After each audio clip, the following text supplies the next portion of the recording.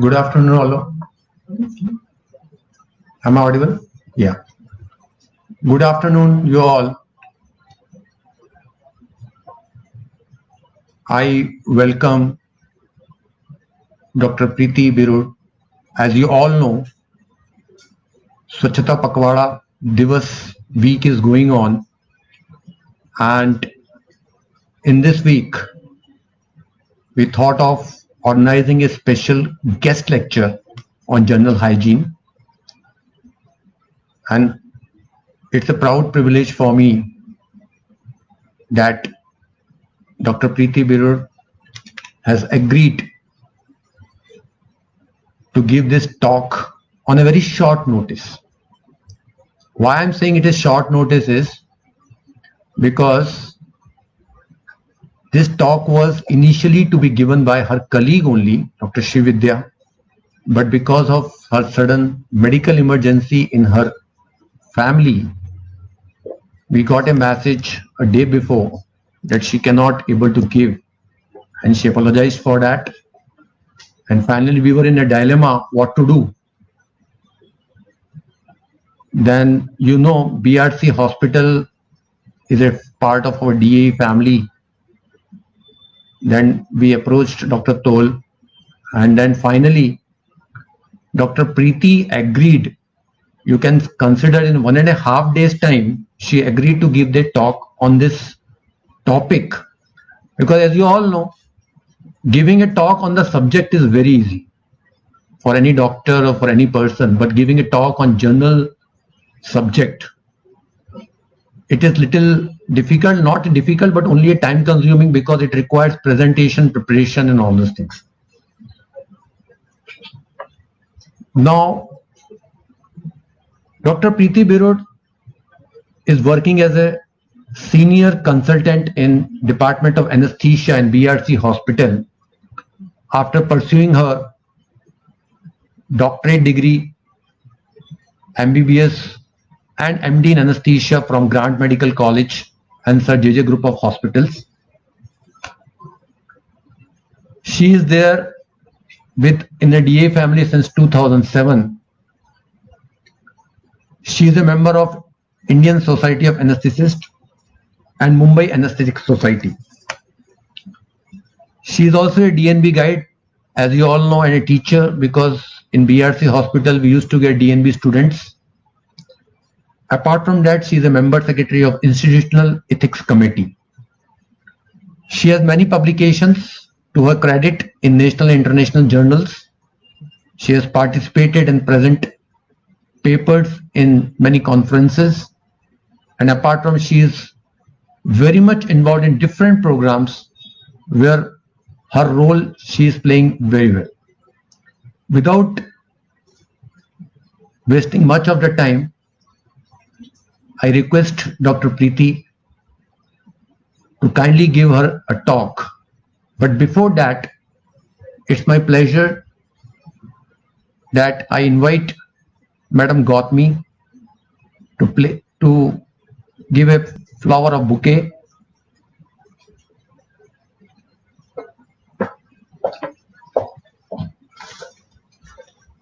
We welcome you, ma'am, again.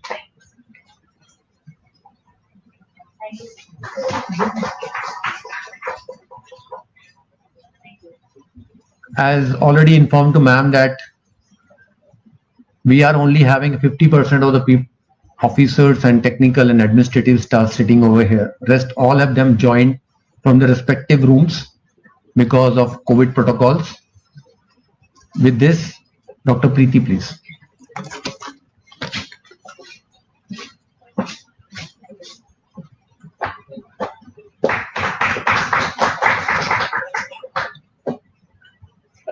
Good afternoon, everybody. Because I'm socially distanced and we have a well-ventilated room, I think I'll remove my mask.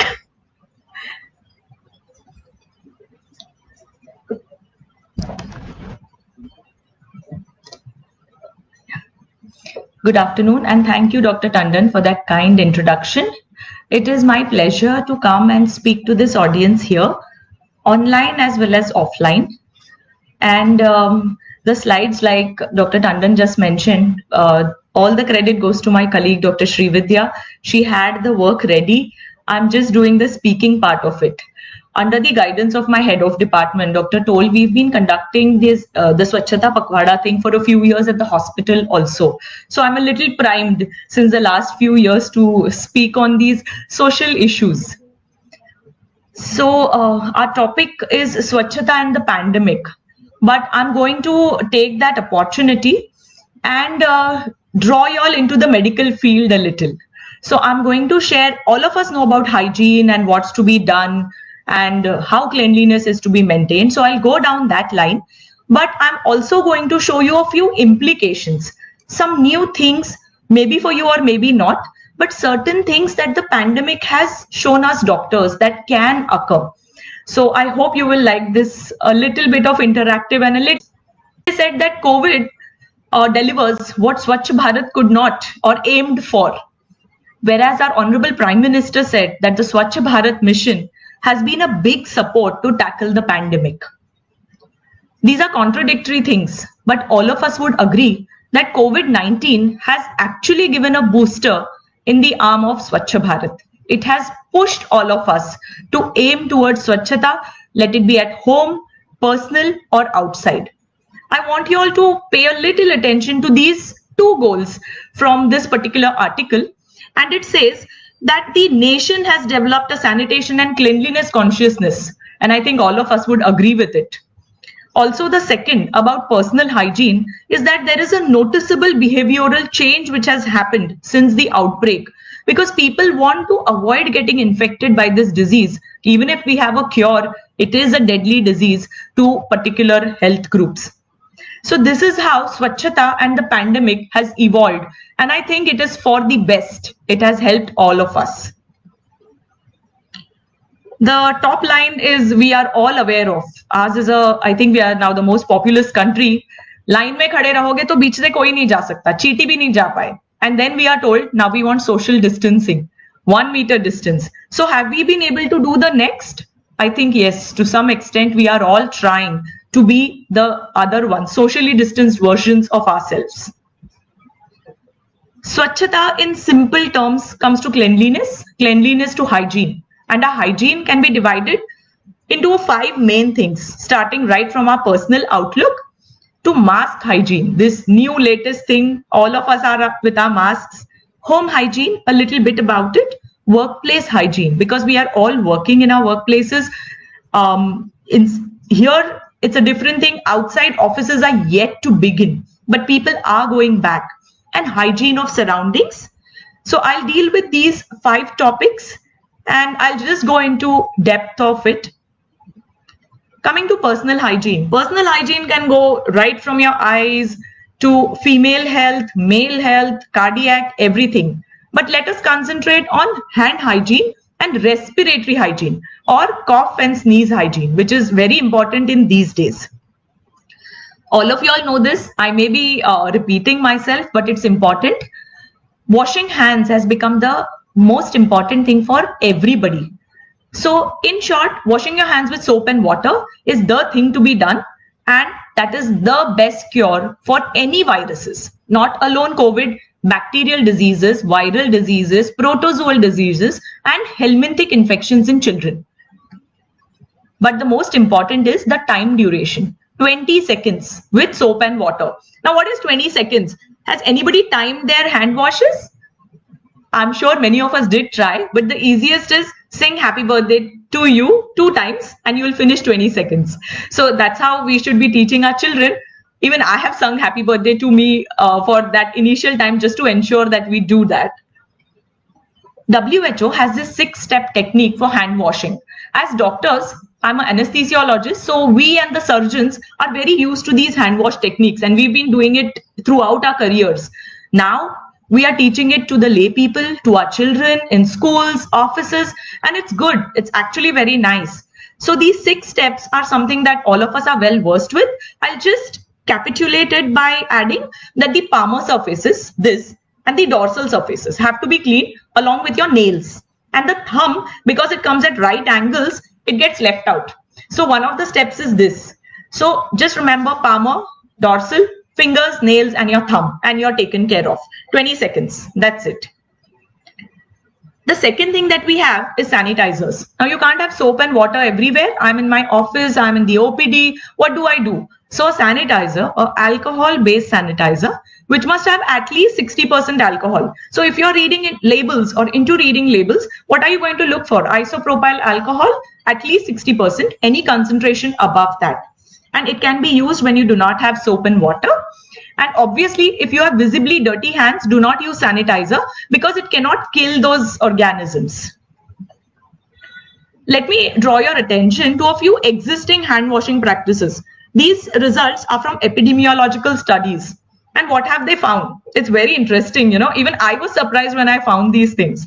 So 10% of the people do not wash their hands at all, even after using the toilet. And it's the truth. 23% attempt to wash their hands. Unhe haath dhone hai. But what do? They wet their hands, but they do not use soap. Haath dho liye, pani laga liya, ho gaya kaam.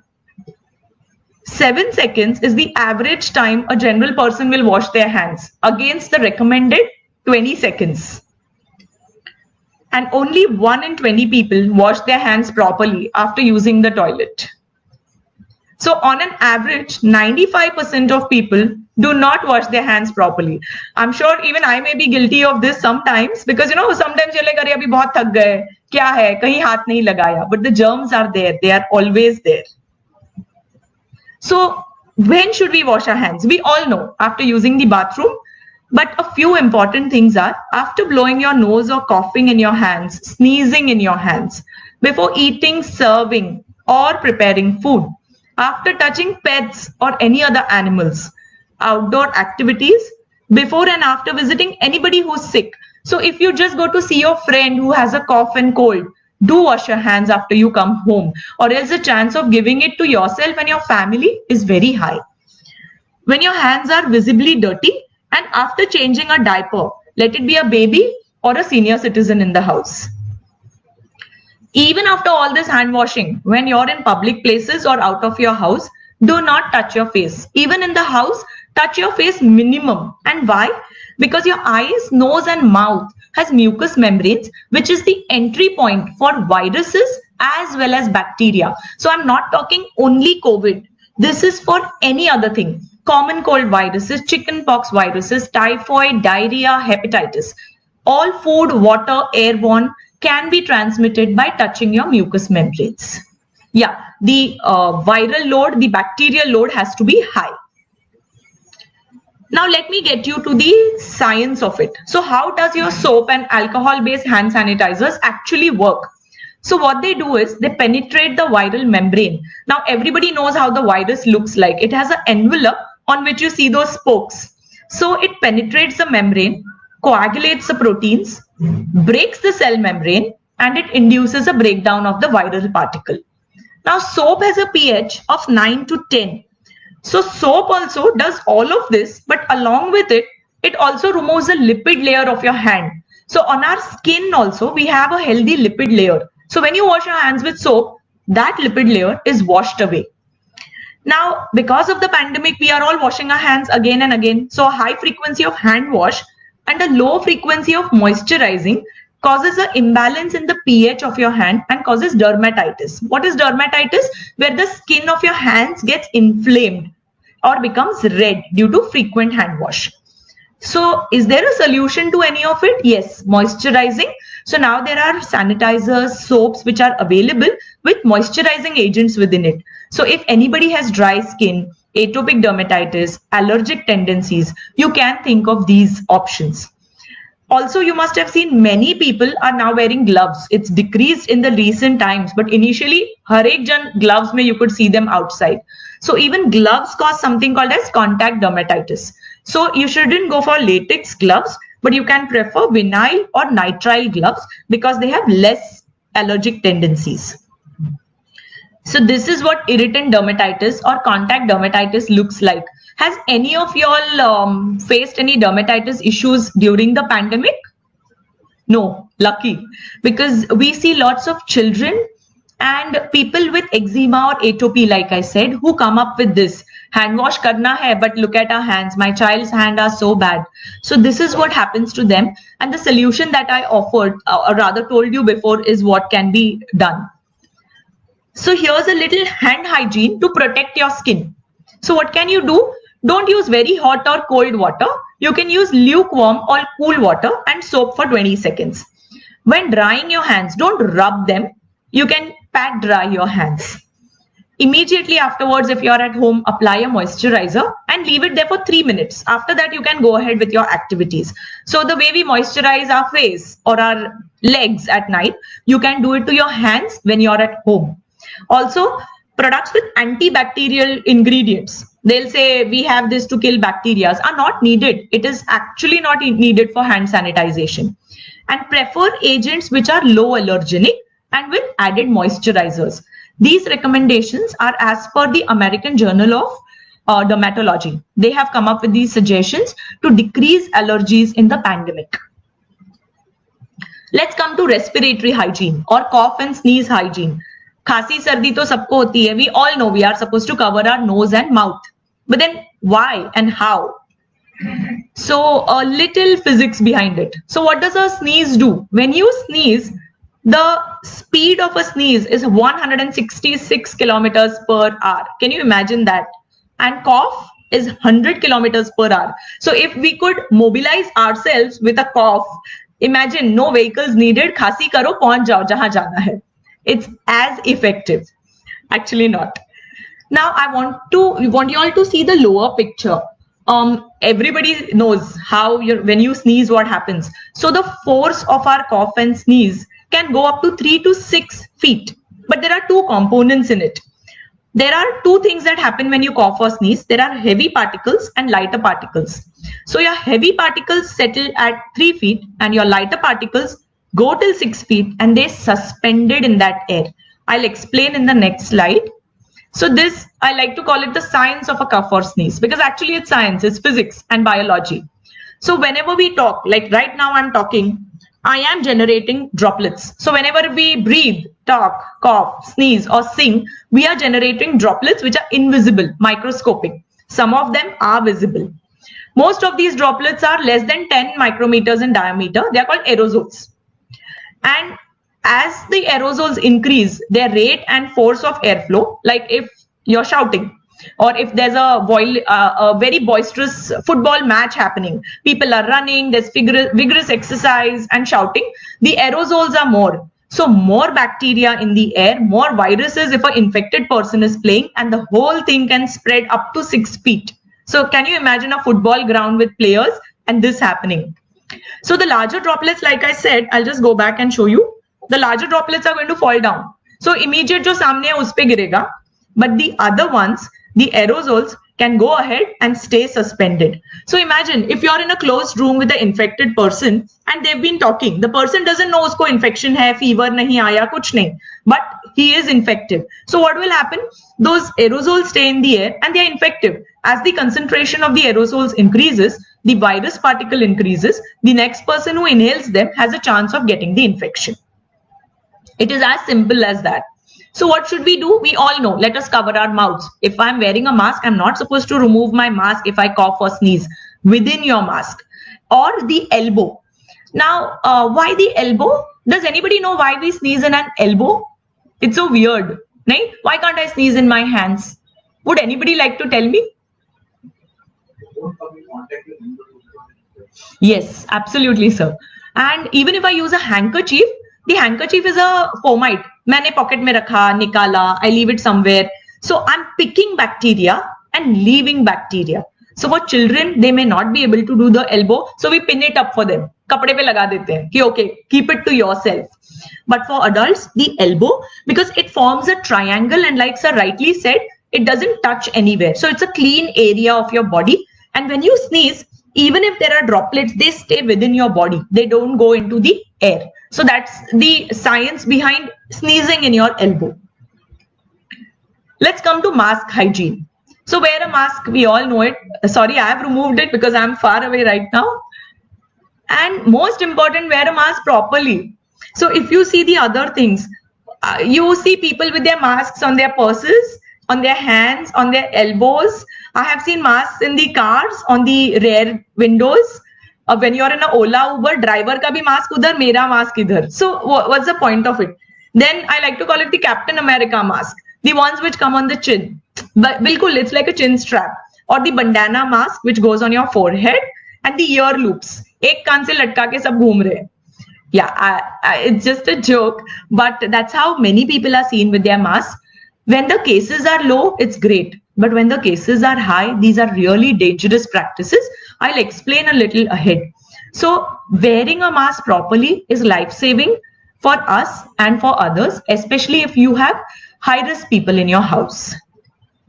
So how do you actually wear a mask? We all know it. The mask with the clip has to be on the bridge of your nose. Pull it down till your chin, and it should be as snug as possible.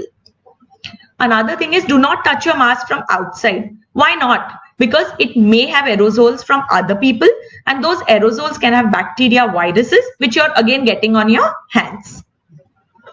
Okay, this is a little different picture, but these are our border security forces and our army who are in the desert at 52 degrees. They are with their masks, with their respirators. They do not remove them. It's safety. So if they can do it at these extreme temperatures, I think we mortal civilians can do it just for our lives. They are doing it for us, not even for themselves. We can do it for ourselves within the cities in a comfortable environment. So again, let me get you back to a little scientific part of it. How do masks protect? How does a mask exactly work? So I'm going to quote this study which came in the JAMA network. It's a reputed journal that we have, and it tells about the effectiveness of a mask. So what does it do? We have found that the community mask wearing actually decreases the transmission of COVID. Not just COVID, MERS, SARS, respiratory influenza viruses. This was there before also, and masks have protected against them.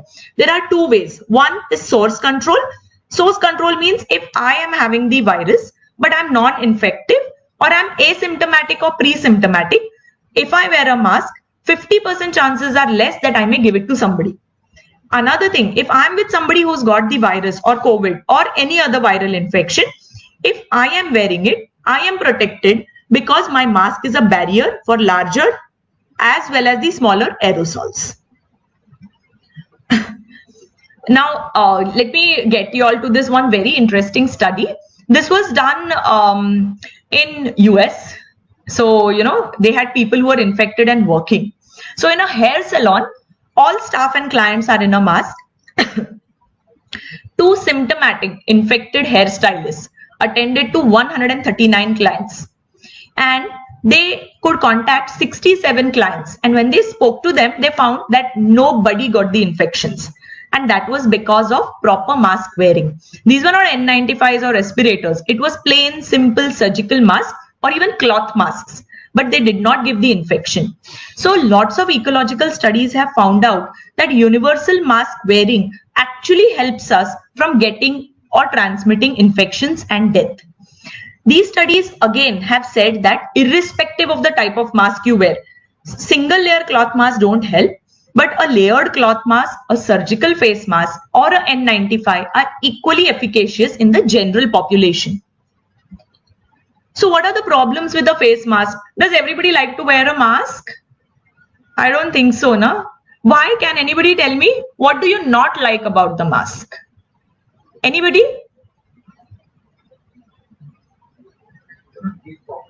Okay, sir says he finds it difficult to breathe. Anything else?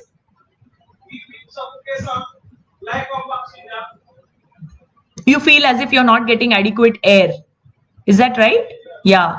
Anything else? Yes, sir. That's again one thing. Any ladies have anything? The lipstick gets smudged. I hate wearing a surgical mask. I like my N95. Lipstick rehti hai jagah pe. Jokes apart. So, sir right behind there rightly said, there were major concerns about wearing a mask in long periods and warm environments. It makes you feel uncomfortable. Actually, it does. Also, there are lots of concerns about reduced oxygen saturation. हम carbon dioxide breathe कर रहे हैं क्या? People were really worried about these things. For deaf and dumb, mute adults, mute children, when they cannot lip read, they cannot communicate. So verbal and non-verbal communication being inhibited is a big concern. Now, for deaf and mute individuals, I can say that there are masks into study, transparent masks, where these people can still go ahead and lip read. So that option is there. Whereas there's a study which I would like to quote from the Annals of American Thoracic Society. They have found that the concerns about oxygen saturation and carbon dioxide buildup are not correct. The mask does not do that. It gives you adequate oxygen and does not increase your carbon dioxide. Whereas the other study from PLOS 1 says that children 7 to 13 years of age can make accurate inferences about emotions of others even with partially covered faces. So how do you think that is? We say now the eyes are the souls to the, the windows to your soul. So that is correct. Even by your eye expression and half of the face expression, children can read your expressions completely. I'm not talking for deaf and dumb individuals or mute individuals, but the other concerns have been ruled out by scientific studies which have been conducted. So once we are done with our masks, what do you do with it? How do you all dispose your mask? Can anybody tell me? Surgical mask N95, कैसे फेंक रहे हैं सब लोग? Can anybody tell? Dustbin? Cut. Yes, cut the straps. Cloth mask we are washing. Correct? So, like sir rightly said, the biggest thing is cut the straps. Cutting the straps is just to prevent jugaad. India mein jugaad. They are being sold, actually being sold again. So cut those straps and dispose of your mask. N95s or surgical masks, please put them in a lidded dustbin, a covered dustbin, because aerosols can still spread. Another thing, please do not litter. I feel very proud to be a part of the DAE community, because within the colony, with educated people around, what we see here is a very sanitized environment. Just walk out of the colony. I'm sure many of you all stay outside, and our public transport, the places that we go to, are actually not like this. You will see litter everywhere. I'll come to that later. But our duty as educated individuals is to see to it that littering is minimum. At least the face mask or the N95 should not be thrown outside. They are biomedical waste. Dustbin mein, covered dustbins mein dalna hai. If possible, cover it in a newspaper and throw it. After that, perform hand hygiene, because the bacteria virus can be on your hands, or use a sanitizer, and there we are good to go. Coming to home hygiene. Now, what do I talk about home hygiene being a doctor? Everybody is doing it wonderful. Lockdown, jo, I guess 6 months, many of us were at home. I can't speak for myself. I was in the hospital. But when the lockdown was so strict, we did not want to stay in the home, but we had to. The situation was so bad outside. And during that time, we all cleaned our homes. We cleaned them like बच्चों ने भी सब किया, दादा दादी बच्चे mom dad everybody cleaned, dusted, wet, mopped, did everything. And we had an array of cleaning agents. But do we need all of this? Yes, we do need. But if you do not have, simple soap and water is good enough. Soapy water clean all surfaces and they are taken care of. I'm sure everybody knows this now, but I would still like to emphasize there are a few high-touch surfaces at home which have to be sanitized, preferably alternate days. If you have a patient at home, do it every day. They are tables, countertops, light switches, doorknobs, remotes. Remotes are the dirtiest things you can ever find. They are even dirtier than the toilet seats. Your mobiles and your remotes are more dirtier than the toilet seats, because actually we've taken swabs from these and tested them. They carry highest concentration of microbes, highest concentration. Then hardback chairs, computers and keyboards. So obviously you can't put soap on your computer and keyboard, but you get keyboard covers, so you can cover your keyboard and sanitize that cover. Phones, tablets, toilets, and sinks. So these are high-touch surfaces and ought to be sanitized. So do you all know how long can the coronavirus live on surfaces? I have put this up here. There have been contradictory evidence actually. कोई बोलते हैं paper money पे नहीं रहेगा, cardboard पे थोड़ी रह सकता है. But simple logic is, whenever there is a hot and humid environment, viruses and bacteria will live on it longer. If it is dry environment, drier the surface, lesser its longevity. So that has to be followed. So paper, tissue paper, 3 hours, a coin, 4 hours. But just look at a mask, 7 hours, 7 days. If you have a water, drinking glass, 4 days. So it's a very varied thing. So do you think really that if I leave something, मेरे घर पे Amazon का package आया, उसको मैंने हाथ लगाया, am I going to get COVID? No, chances are very less. I'll tell you why. Not just my opinion. I've got a few studies to show because I thought they are very interesting. We should know this.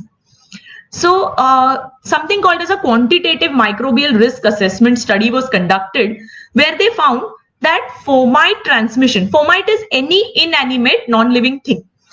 The fomite transmission risk is very low. It is less than 1 in 10,000. That means if I touch anything which may be contaminated, the chance of me getting an infection, not just COVID, respiratory infections, bacterial infections, conjunctivitis, all of them are less than 1 in 10,000. And this is according to these few studies which came in American Journal of Infection Control, Environmental Science, Technology. So it's proven, but the chance is there. So why are we so paranoid with COVID? Abhi chance itna kam hai, so why should I sanitize? Why should I do it? Chhod denge na? Nahi karna hai.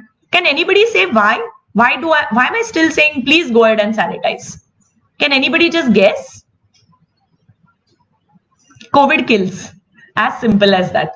We have seen deaths in the waves. The third wave was a little kinder. Sab theek ho gaye.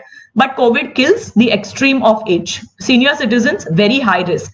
So when you have an option of death or sanitization, I think all of us will say, I will sanitize. At least I will sanitize. So overall, if you see, the coronavirus can remain infectious on inanimate surfaces depending on what surface it is up to 9 days. So what can you use for cleaning? Bleach or ethanol. Sanitizer, 60% above ethanol, it is sanitizer. Just take it on a tissue paper and wipe. But you can't clean all surfaces. So you can think of bleach. If not that, leave it aside for a few days. Other things many people do nowadays is UV boxes at home. Does anybody have a UV box here? Kisi ke paas hai? So you get these ultraviolet ray boxes which are at home. You can plug it in. Under there's a UV LED. Put all your mobiles, everything inside, and UV for 8 minutes. It kills. They say so. So how does this work? So like I said, COVID or any other coronavirus is an enveloped respiratory virus. So they have spike proteins which stick to your body or rather your respiratory system and infect. So when I use surfactants which are present in your soap, bleach, sanitizer, it goes and kills it, and that is how the virus is killed and it is no more infective. That is the mechanism. So we all know these. I'm just going to say once again, the practice in Indian households, joote bahar nikal ke ghar mein aana, is the best. The world is doing it. US, Europe, people would just walk into their homes. They don't remove their shoes because of the weather, but they are all doing it. Remove your shoes outside. Do not touch anything when you go home. Use a tissue paper for the doorknob. Leave your purse, keys, anything from outside in a safe place. Wash your hands. After that, change your clothes, have a bath, and disinfect these items that you've been carrying outside so that you don't pass on any infections at home. One more thing that I would like to say is, if you have, anybody gets an infection at home, any type of infections, not just COVID, any infection, say bacche ko sardi khasi ho gayi. I have an old mother at home. If my mother gets something, in that case also, see to it that you do not share personal items. Napkins, hand towels, bed sheets, they should be cleaned, disinfected at least every 3rd day. Again, social distancing at home for if anybody is sick, that should be followed. And I'm sure everybody has got their cooks and maids into the house. So please educate. We are educated people. We should educate our maids and cooks about all these things that we know about sanitization, social distancing, mask wearing. Now let's come to workplace hygiene. Now this is something which I shouldn't be telling you all. Everybody is working for a very long time and doing it very well. But COVID is a disease of crowded places, poor ventilation or poor air exchanges, and no masks. So our offices were sort of like this earlier. Now we all know we have to stay away. So this is a repeat, but the most important thing is even in offices, Let us not shake hands anymore. A namaste works very well. Again, the Indian way is winning because namaste was in our culture since such a long time, and now even Angela Merkel does a namaste when she meets people. So that's a really good thing of greeting others. Another in your workplace is don't touch your face, cover your nose and mouth. And I'll come to the common high touch surfaces in a workplace. I'll come to that in just a little time. Again, indoor COVID spread, surface contact, droplets, aerosols. We've done it before. We just went through it. So in an office, what are your high touch areas? We know my workplace may be a high touch area, but water coolers. If there's a water filter, which is common, that is a high touch area.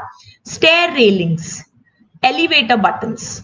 If there's a coffee machine, which is being operated by everybody, if somebody hands you a coffee, no problem. A common telephone, which 2-3 people are using. Tap faucets. When you go to the washroom, the faucet is touched by everybody. So that is a high touch. And a common refrigerator, if it is there. So these are areas where you may want to sanitize your hands after touching these particular places. Again, let us cover our faces, wear our mask, and maintain 6 feet distances. It really, really makes a difference. Now coming to aerosolization in a workplace. So if you have good ventilation, like I said, I just came in and I saw this window is open, that window is open, and I'm really happy because we have a cross ventilation here. That's the beauty of, I guess, Anushakti Nagar. All the places are really cross ventilated. We are lucky to work and live in such places.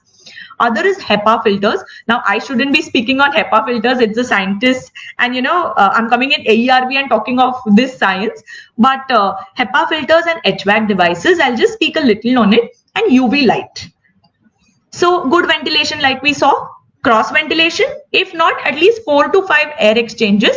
And not more than 50% humidity. More humidity, more conducive the environment is for the bacteria and the viruses to grow. A little about air exchanges. So air exchanges in any particular place where there's an air conditioner or a HVAC device. So if you have 4 to 6, if you just look at the top 6, the time required is 45 minutes to 70 minutes for removal of 99% of your viruses from the room. So say if this place were closed, I have removed my mask, I'm a carrier, I don't know, and I'm speaking. So if I let out aerosols here, and if this place has air changes of 6, it will take 45 to 70 minutes for my aerosols to go out. Whereas if there are something like 15, now 15 air exchanges happened in operation theaters. If you ever get operated, that place is quite safe because their air exchanges are up to 15. And if you go knee replacement surgery, there they are 50. So any bacteria in that air are removed within 6 to 8 minutes, or normal OT is 18 to 20 minutes. So during, let me tell you my personal experience. We did lots of COVID positive cases in the pandemic. So whenever we would do those cases, we knew the virus is now in the air. So we would not come out of the OT, not remove our mask, nothing. You can't even walk out. You have to, once the case is over, we would all sit there and look at the time. When it is half an hour over, because by then 15 air exchanges have happened. Now the virus has gone into the HEPA filter. Only then we would walk out. Otherwise, with us, the air current will come and the COVID virus will also be in the passages. So we have all practiced this particular thing. So remember that something called as air exchanges helps along with your masks. That is the most important. Now, OTs is an extreme condition. I'm talking of now the general places. So no need to worry there. Okay, a little bit about HEPA filters. So HEPA filters are high efficiency particulate air filters for heating, ventilation, or air conditioning devices. We all know that. So let me quote one more very interesting study. So in UK, when there was this first wave, second wave, they had to convert. We all did that. We converted all our wards to normal wards to COVID wards. So they found that many healthcare workers were getting infected because that's not a routine ward. Then how do we decrease this transmission? So what they did this, they put HEPA filters and UV sterilizers in those wards. And then they check the air. So you test the air before, you test the air after. And they found that in the UK COVID surge wards, there was a drastic difference in the presence of COVID in the air after using the HEPA filters and the UV lights. So this study, which came in the Clinical Infectious Diseases Journal, says that HEPA and UV lights together are 99.9% effective in removing COVID from the air in a particular ward. So UV helps. Now let us look at UV with HEPA. Coming to UV, air purification can be done with ultraviolet lights. So ultraviolet, the C wavelength, is the one that we are looking at. 200 to 280 nanometers is the germicidal one. It is proved to be most effective. So what exactly does this do? It is absorbed by the DNA and the RNA base of a virus as well as the bacteria. So it is absorbed and they simply photodimerize the viruses. So basically it just fries them up. Unka protein lipid nikal jata hai. It is actually fried, they melt, and their ability to replicate goes away. So what happens is they are inactivated. They are not killed, but they cannot infect anybody. This is what the UVC lights do. So I'm sure everybody would know this. This is the Neil Bhasmi. It is designed at RRCat Indore, and it is the mobile sterilization device which has come in our BRC. It is on our site. So it's a very proud thing. I'm very proud of showing this here. Now there are a few safety concerns with UVC lamps. So now UV, like I said, many households, there were Philips is selling this UV box where you can sanitize your things. So if you have a UV lamp at home or in your workplace, many offices have those. Once you go home, the UV lights will be put on to sanitize that place. Many salons, parlors, all of them are using UV lights nowadays.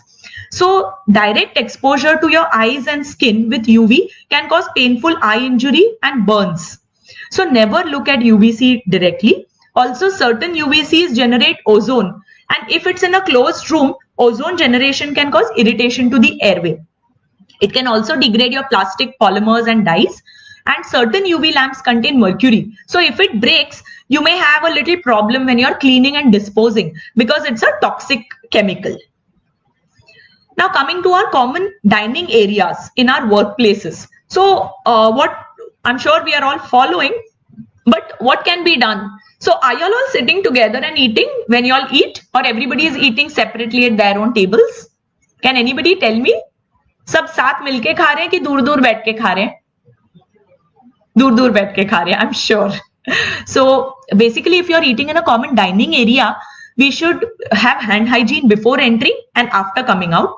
If you go to a buffet, if there's a buffet service, it should not be self-serve because everybody will touch the spoon. There should be a server who serves it, so only one person touches the spoon. There should be only 4 people in a 10-meter approx area and 1 meter distance, and avoid speaking while eating because that is the time when you remove your mask and now you're talking. So again, you're spreading aerosols and bacteria. So this is just a picture. So if we are like, we put these X's here, the same in our work areas. And if you're sitting across a table, sit diagonal. So you generally pass your aerosols directly. You don't pass them in the diagonal direction. So that can be followed. If you go eat out, which people will, prefer outdoors. Open air is the safest and nicest. Another, if you're in a cafeteria or a common dining area, do not share food because when you share food, you're again handling cutlery. So that should be avoided. Your cafeteria staff has to cover their noses and practice strict hygiene. Another thing is utensils should be very cleanly washed or else carry your own things. Okay, now workplace done, personal done, everything done. So we come to our surroundings. Now, this is something which none of us need to be, we just need to be educated to know this. I don't have to be a doctor to speak about it. You just need a little civic sense and a little bit of education to know what happens when we litter. It's a cause which is very close to my heart because I feel as Indian citizens, our country is developing. If we make that effort to educate, teach our next generation, our colleagues, our friends, our neighborhoods, be a part in your society where you live, to be a part of the managing committees, to be a part in e-waste management, in composting. If you're a part of this, you're actually contributing to the well-being of the society. Allow me a little more time on this. So I'll be speaking on littering and improper disposal of waste, spitting, and open air urination and defecation. So littering and improper disposal of waste. Like I said, for a mask, you see so many times, na taxi se bahar, there comes a wrapper of Lays. बच्चे ने डाला, the mother father not bothered, पान पराग पान मसाला खा के the wrapper is out, somebody wipes their nose, the tissue is out. It is very common, but this littering actually spreads diseases. I'll just tell you how and what happens. Before that, allow me to just go through this. We all know it, but it's an important thing. Waste segregation. We all know the biggest dump yard of India. Do you all know where the biggest dump yard of India is? किसी को पता है? The biggest landfill of India, where it is? It's in our neighborhood. Devnar. Devnar is India's largest landfill. Can you believe it? We live in pristine surroundings here. Bahar niklo, and Devnar is the India's largest dump. Okay, so if we segregate our waste, we will be decreasing what goes to the landfill, and that is why waste segregation should be done. And let us follow BMC and NMMC, because many people live in Navi Mumbai. I live in Navi Mumbai, so they are very stringent about NMMC and BMC do have guidelines for waste segregation. Let us do it. ऐसे नहीं कि मैं कचरे वाले को दे दूं वो कुछ भी करे. No, let us try and do this. So your green dustbin is your wet, blue is your dry, red is the sanitary or reject, and gray is your e-waste. In the colony, we are very lucky because there are e-waste collection portals. You can simply go and put your e-waste there. So don't leave your cell batteries, your mobiles, old laptops. Please put them in the e-waste. Even in a hospital, we have these steel bins, which are e-waste bins. Has anybody seen them there in the BRC hospital? Okay, when you come, please see. In many places, we have e-waste collection points. It's a different story. I've seen patients go and spitting in that. They think it's a dustbin. But there are e-waste points. So what is your wet waste? Any biodegradable thing. Fruits, vegetables, food waste. Dry waste is your plastic, paper, metal.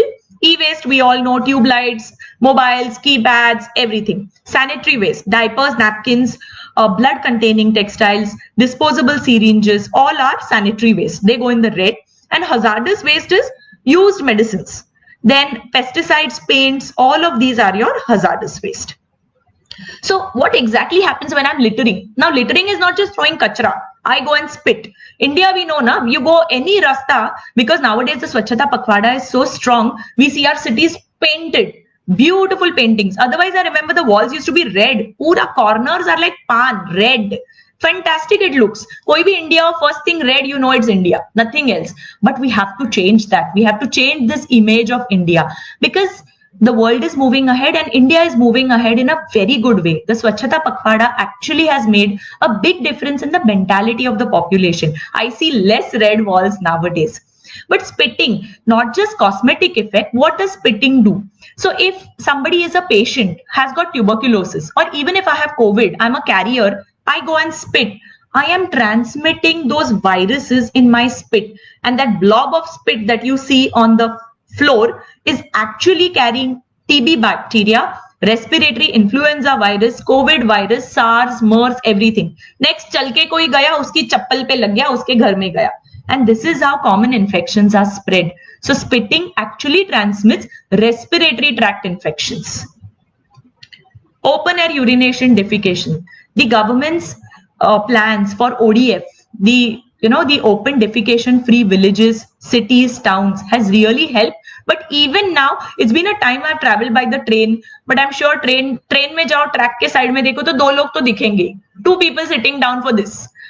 It's embarrassing, but poor people, actually some people have no option, but our government is doing things for these particular measures also. So why shouldn't they be doing it? Because your urine and your feces is going to transmit diarrhea, that is bacterial and viral diarrhea, typhoid, hepatitis A and E, because these can go and contaminate your water sources. If you see many water, the pipelines go next to the railways. And if there is open air defecation urination, there is a chance that it can transmit to your water. And then waterborne and foodborne diseases are spread. So if there's waste outside, a fly is going to sit there, go everywhere. And next you will have the fly going everywhere and spreading diarrhea, typhoid, hepatitis A and E. पानी पूरी वाले क्या, किसने पानी पूरी खाई है 2 साल में? उसके पहले गुप्ता इधर हस्तिनापुर में, I have eaten there. But you go, he actually washes his hands, I think so. Outside pani puri ke, ask anybody, hepatitis, if we get anybody with jaundice and you ask the history, 15 दिन पहले पानी पूरी खाई थी. That is the commonest thing, because they don't have anywhere to wash their hands. So what they do, they blow their noses, wash their hands or whatever, and next they come and make you nice pani puri. Gloves भी पहना रहेगा ना, तो भी gloves के साथ नाक साफ करेंगे और आके पानी पूरी बनाएंगे. सो इमेजिन, ग्लव्स है बट वो ग्लव्स से क्या किया, I have no idea. So eat and drink at your own risk. I'm just telling you because we get very interesting histories from our patients, and I mean, they don't know it. और उसने तो gloves पहना था madam, उसने बिस्लरी की बोतल से पानी पूरी बनाया, बट वो बिस्लरी की बोतल में पानी कहाँ से आया? You don't know. So, you know, did he open it in front of you? So I make my pani puris at home. All right. So poor hygiene basically causes diseases and ill health. And another thing is, let's not forget malaria and dengue. Even with COVID, the second common fever that we saw was dengue. The second wave, if you tested any patients, it was malaria and dengue. COVID and dengue. COVID and malaria. We saw malaria after such a long time. Malaria कम हो गया था. COVID ने सबको साथ में लाया. Dengue and malaria. So how does it happen? Basically, it's your hygiene. If there is any area which has not been cleaned, a fly and mosquito doesn't know na. Pani pooling hai, it's going to encourage those larvae. Next, you have the mosquitoes flying over and they are being carried. Your foodborne diseases, your vectors, everything is from these particular areas. So any poor hygiene is going to cause disease and ill health. Okay, now this actually this slide should come later, but let me come to a little COVID statistics. This is still related to infectious diseases. So today is 25th.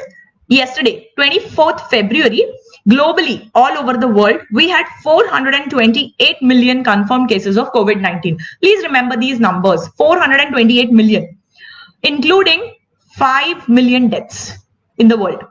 India, yesterday, 42 million cases, of which 42,246,000 have recovered. Okay, so we had 42,894,000 cases, 42,246,000 recovered. Our recovery rate is good. Out of which, unfortunately, 513,000 have died. Remember these millions. Now look at this.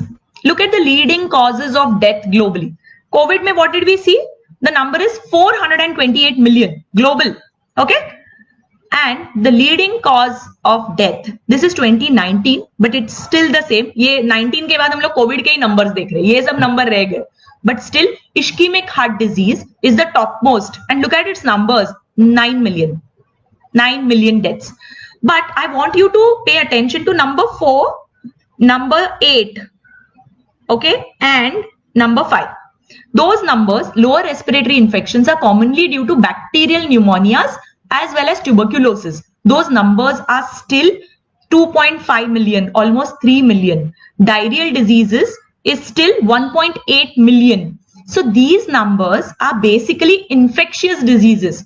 So COVID is there. It is a burden of disease. But let us not forget the other infectious diseases. In India, especially tuberculosis, diarrhea, neonatal infections, which are again due to poor hygiene, lower respiratory infections, which are bacterial again. So these are infectious diseases. If you count them together, those numbers are still coming up to 8 millions. So COVID is of importance, but a good hygiene is going to help control TB, diarrhea, and diseases which kill children. The infant mortality rate is still due to pneumonias and diarrheas, not due to other things. So not just COVID, Swacchhta Pakhwada is encouraging us to lead a good life so that our children, our old people, and we have lesser infectious diseases. Ye top isme infection aana hi nahi chahiye. It should not be there. Let me get you to India. Again, if you see, the top causes are mostly non-communicable. Heart disease rules the roost. But the middle three are again communicable or infectious diseases. Like diarrhea always tops the list. Open air defecation, urination, diarrhea. Lower respiratory infections, spitting. Tuberculosis, spitting, littering, coughing, sneezing without covering your mouth. TB actually is the silent pandemic. Let me take this opportunity to point out, COVID, many patients could not follow up. They did not come. Many ignored. Children, किस किस के बच्चे घर पे बैठ के रात को मोबाइल पे खेलते हैं? Oh, everybody's kids are good. I know many teenagers because they all come with, they are not sleeping. They stay on their mobiles at night. This is a part of eye hygiene. My ophthalmologist friends will agree. They stay on their screens throughout the night. PUBG, khele ja rahe hain sab log. And what happens is no sleep. So they are all catching tuberculosis. See, we Indians all have that TB focus in it. TB is in the air in India. We all have the focus. But the moment your immunity goes down, TB flares up. So because this young population has been at home, cooped up, video games, so that TB has flared up, and TB is the silent pandemic in India right now. And my chest physician friends will vouch for it. It is MDR and XDR TB. So COVID is there, but TB numbers have increased in the last 2 years because of other reasons. And it is something which has to be taken care of. Okay, a little bit of psychology before I end my talk. I hope it's not too boring. I'll just continue with this. Okay, so there's something called as a broken windows theory. Again, I have to give Dr. Srividya, my colleague who was supposed to take this talk in my place. She loves this theory, and we've been discussing it for a very long time. So even I'll talk about it. So this theory is used in criminology. So in criminology, there were these two social scientists, James William and George Kelling. In 1982, they came up with this broken windows theory, which says that if there are visible signs of minor disorders, it leads to serious disorders. And if you clean up visible signs of minor disorder, it reduces serious disorder. I know this doesn't make any sense, na? So I'll tell you what happens. India mein kam hai, but if you go to Europe or USA, you will, especially in USA, in particular areas, especially in the the dark skinned people where they live, you will see these broken windows. So there are vandals, there are miscreants. They will go through a kaanch pe ek patthar maar diya. So if anybody leaves that, the next vandal who comes, he sees, oh, somebody broke a glass here, nobody objected. That means there is no police going around in this area. This area is an easy target for crime. Soon they found that where a single broken window was there, the incidences of other crimes increased. House breaking, robbing, chain snatching, it went on increasing, and within 10 years, that neighborhood is not worth living into. So a single broken window escalated the crime, and soon you can't live in that area. Whereas if that single broken window is taken care of on day 2, people know, the vandal knows, acha, I did something here, but it is not tolerated. That area will continue to be safe. So why am I talking this here? Because it is a part of human psychology. So what happens if I see, so it comes to people's behavior. So we all tend to follow an existing pattern of behavior. If I work in a fantastic place where everybody comes well-groomed to work, I am going to come well-groomed. I am going to make that effort. If everybody eats healthy, my colleagues are eating healthy, I'm not going to get burgers to food. I will get roti sabzi. Whereas if my friends are eating burgers, or so you're like, acha chalta hai, let me also get it. So we are, as our society is, we are as our families are. The same way, if I have dirt and unhygienic surroundings around, people are like, वैसे भी गंदा है, मैं एक और डाल दूं तो क्या फर्क पड़ेगा? So people continue littering. Whereas if we clean up, if we clean our litter, put it in a dustbin, somebody is looking at you. Oh, he threw it in the dustbin. She threw it in a dustbin. I'll also throw it in the dustbin.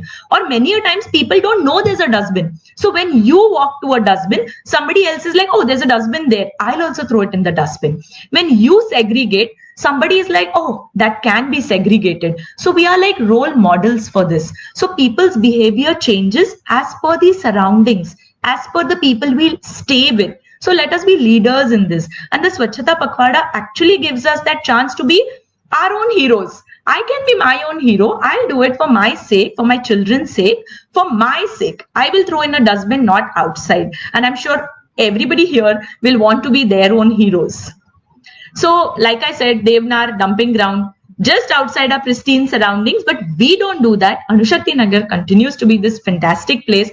So let us try to inculcate these habits in our society. Let us spread our words to other people to have not this, but amongst the cleanest cities of India. We should have our Mumbai coming here. I know Navi Mumbai is there. I live in Navi Mumbai, so I feel very good ki acha chalo number 7 pe to hai. Indore is the cleanest and it has stayed there for the last 5 years. Anybody from Indore over here? Ah, there you are. You can tell us. I think it's a beautiful city. Yeah, I've seen pictures. I haven't been there, and I'm sure the food is also very good, na? The poha is supposed to be the best. Yeah, sorry? Poha jalebi, absolutely. So I guess we can all try to be like the topmost Mumbai, and it's done only by us. We can't say, "Arey BMC to paisa kha raha hai." वो लोग कुछ करते नहीं है. No, they are doing their job. We have to do the citizens' job of it, and let us be active members of the Swachhta Pakhwada and carry this thing ahead and get Mumbai in that top thing. If they did for localities, Anushakti Nagar would top it anytime. I think you all will agree with me. Yeah. Okay, so COVID times, so I like this. So we should all keep calm and clean and disinfect and maintain cleanliness everywhere. And let us be active members of the Swachhta Pakhwada. I would really like to thank AERB and Dr. Pankaj Tandon and the managing committee here who kindly called me here to give my humble speech. I hope I have not put you all off to sleep or, just repeated myself. I tried my best. And thank you. And if you read, uske niche ek chota sa hai. Thank you to you all and thank you to that hand sanitizer because cleans our hands but also lets us know mere haath pe cut hai, jal raha hai, I have to take care of my hands. Okay, so thank you so much everybody for listening to me and giving me your precious time in the afternoons.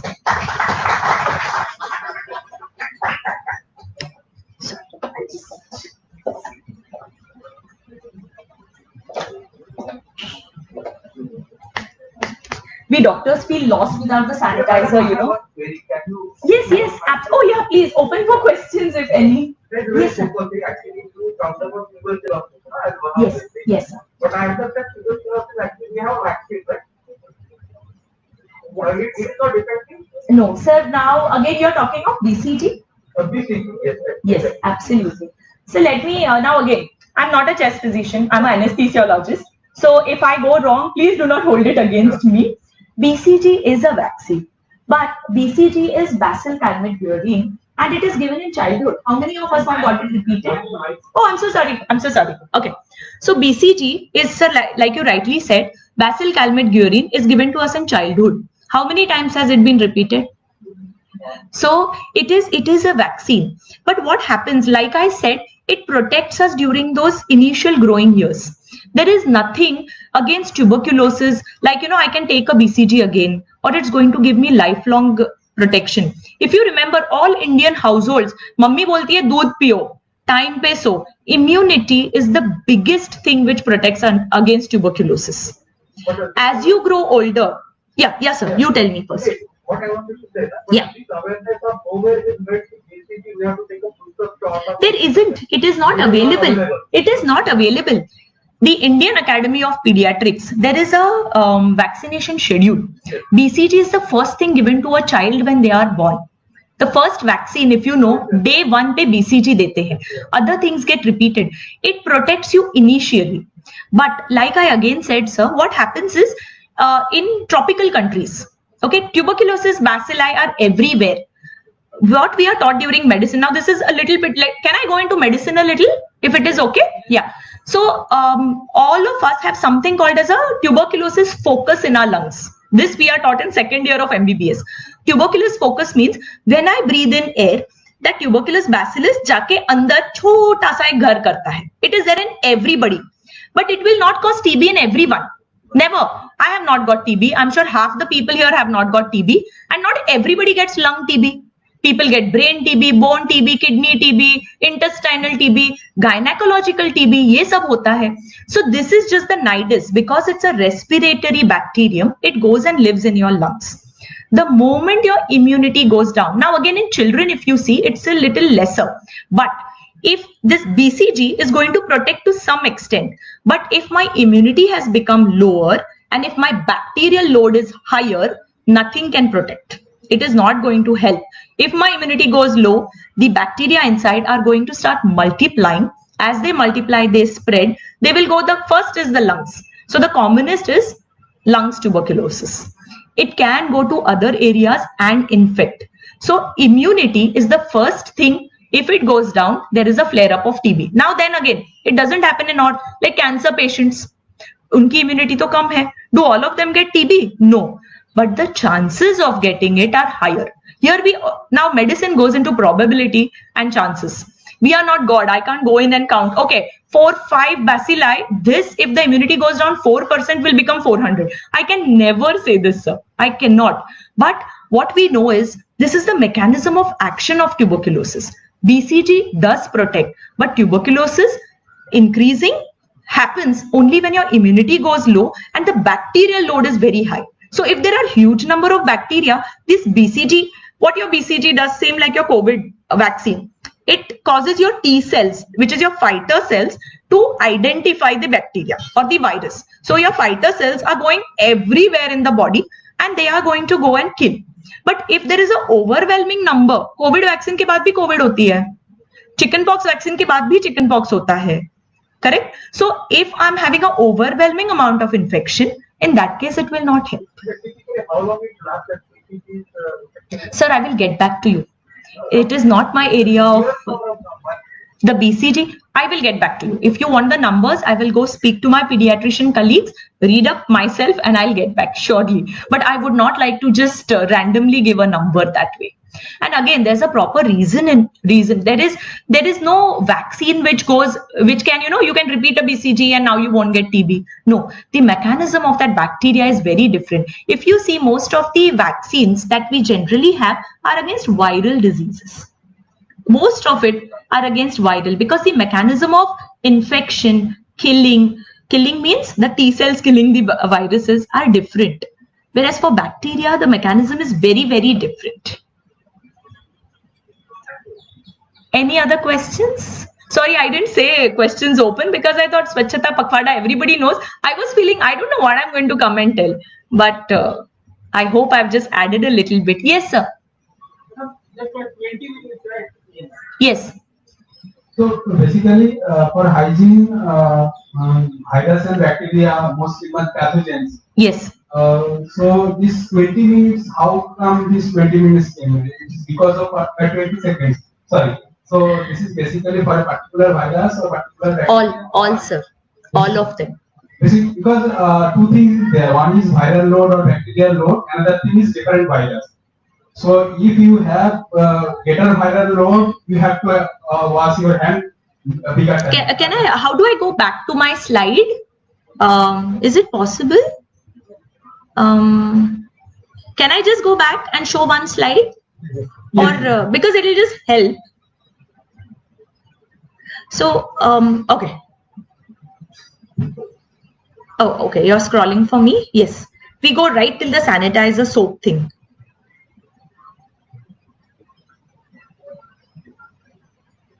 Okay. Okay. Yeah. Okay. One more. Hand wash. Yes. Did we miss the hand wash? Okay. Yeah. Here. One more, please. Yeah. Here. So see, if you read this particular first two lines, okay, soap has a pH of 9 to 10, okay, and your alcohol-based sanitizers, so they have alcohol 60% and above. So the moment you have contact with them, sanitizer no 20 seconds, soap and water 20 seconds, because that pH, water, lathering action, and like I showed those WHO, the WHO steps for washing. Yeah. So in 20 seconds, if I am taking care of all of this, what I'm doing is basically at that basic pH, 9 to 10 is a basic pH, it is going to dissolve that outside envelope of viruses. It is going to break down the outside cell membrane of bacteria, even if you have non-enveloped viruses, because certain viruses do not have an envelope. Even then, what happens is this basic pH, detergent, soaps, anything, because of the extreme pH, it is going to go and start dissolving its protein, coagulate the protein and break down the lipids. So the moment it starts doing this, and I do it for 20 seconds, now this 20 seconds is not a random number. Like I quoted quite a lot of studies. So this hand washing is into practice for 20 seconds is since 1930s.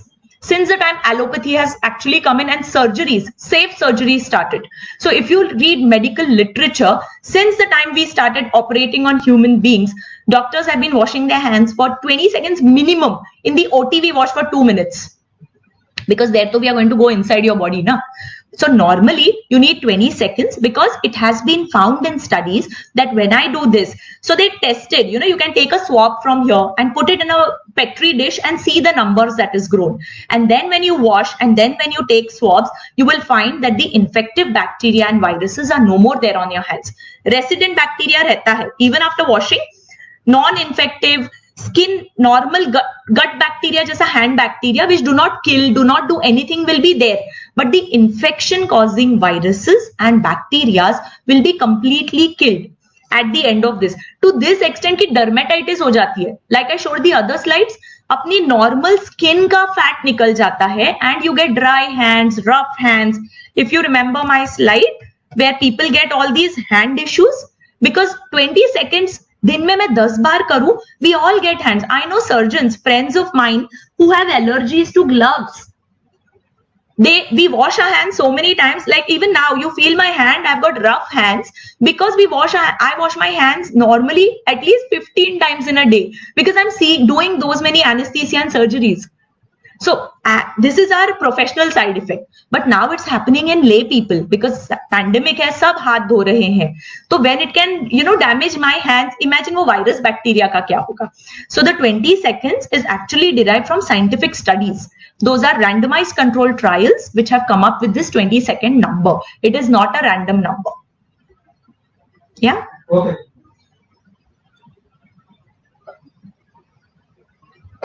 Anybody else? It could be anything. I'm very good at even, landfills and dumps. My last talk was on waste handling. So I'm very good at that. Leachates and all ke upar bhi I can talk very well. Sorry, I'm just bragging and joking. Don't go into it. I think we are done. Thank you. Thank you, sir. Sorry.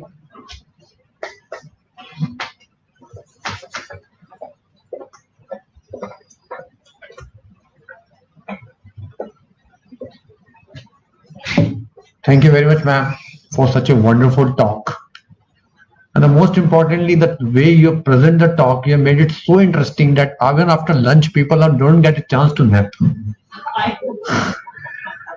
The way you are presenting in Hindi and English, ये कहा गया है कि अगर आपको होश में आना है और ये बेहोश होना है तो आपको हॉस्पिटल जाना पड़ेगा क्योंकि मैडम का काम है बेहोश करना और होश में लाना किसी और फ्रेटर्निटी का काम है. I should not fraternity, that और प्रैक्टिस का काम है.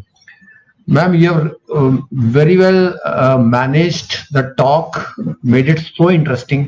We are really thankful to you. Thanks to you, thanks to your colleagues, thanks to Head Medical Division.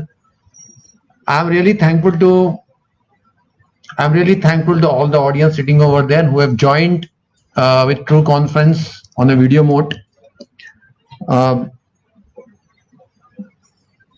With a token of gesture and you can say a token of love from the family of AERB, I would like to request Mr. Chapley, Director NSRG, to present a memento to you. Dr. Chapley, sir, please.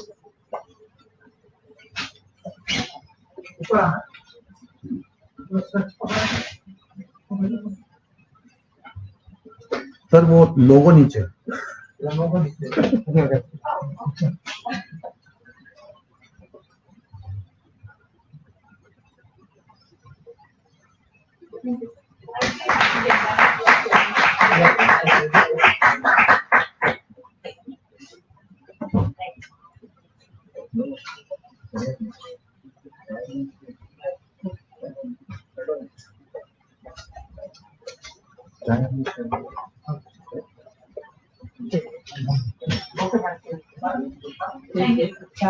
Thank you all of you, and we have arranged a tea for all of you on the floor. Please join.